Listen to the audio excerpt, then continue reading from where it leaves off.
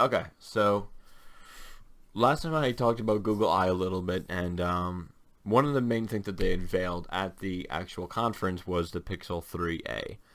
And now the Pixel 3a is sort of making its rounds through the reviewers. People have been talking about it. It's become a known quality, or known quantity rather.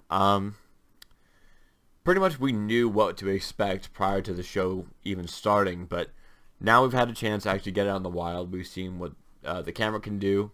We've seen it perform, not long term, but we've seen it perform at least on some level.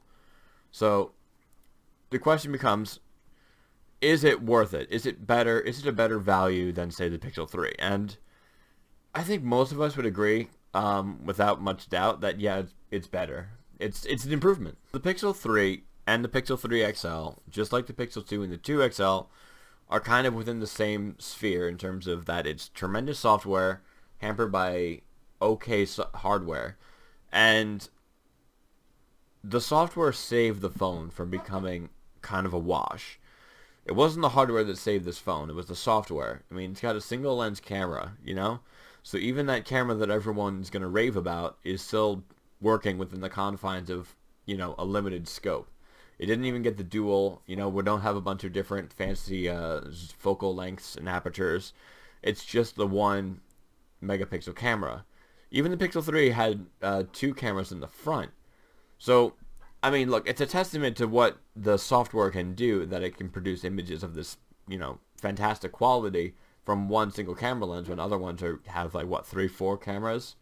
And they're producing less stellar imagery. It makes you wonder what this phone would be capable of if it actually had, the 2 cameras on the back, or even 3 cameras on the back. I'm sure it would be stunning.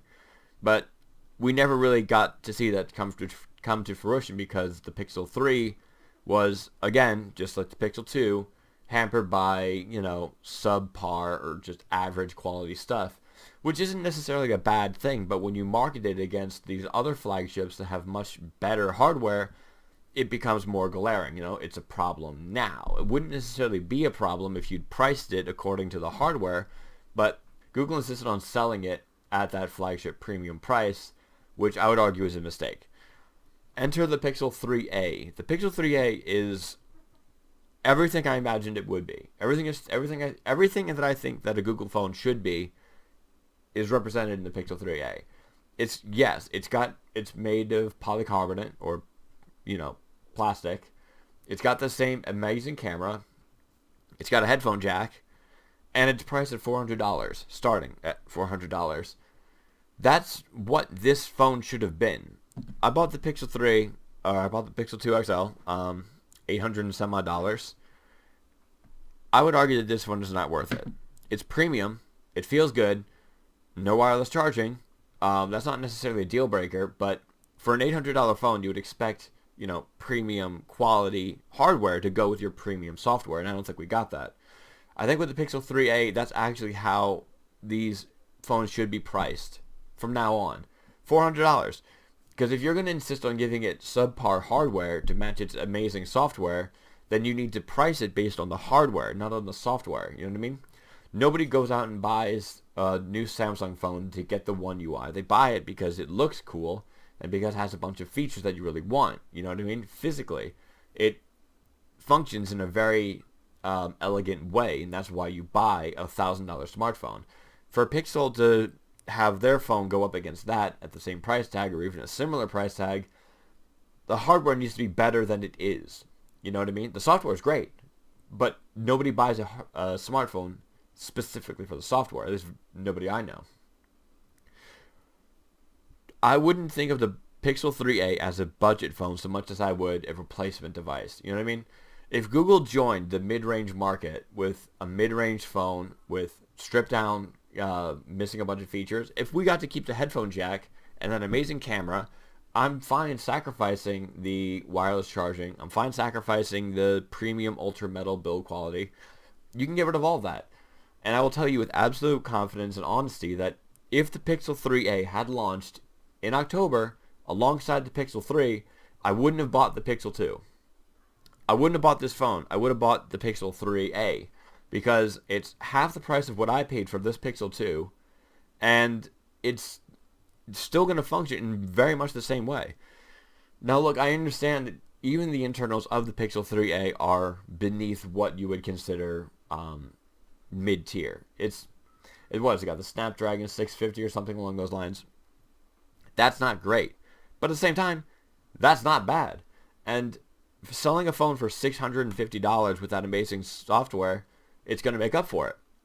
You shouldn't expect a flagship quality device in the Pixel 3a. You know, this isn't like, oh, do I get the iPhone XS or do I get the Pixel 3a? No, that's not.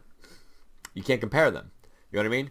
It's like trying to compare a Kiwi to like a T-bone steak or something like that. You know what I mean? Like, okay, yes, but the Kiwi has merit. There's a reason to have a Kiwi. It works better in certain scenarios.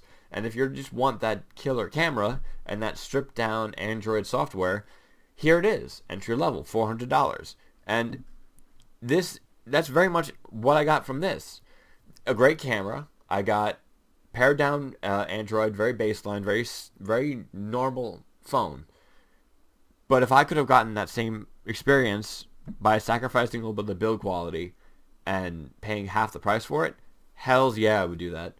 I'm actually hoping that henceforth the Pixels remain in that mid-tier market. You know what I mean? Make it accessible, make it easy to digest, because if you're not going to bump up the hardware, you might as well pare down the hardware and actually give people something that they want, something that they can use that's not going to break the bank and leave people feeling like, why did I spend money on this thing if it's been a year and it's already slowing down? Well, that's the 2 gigs of RAM talking, is what that is.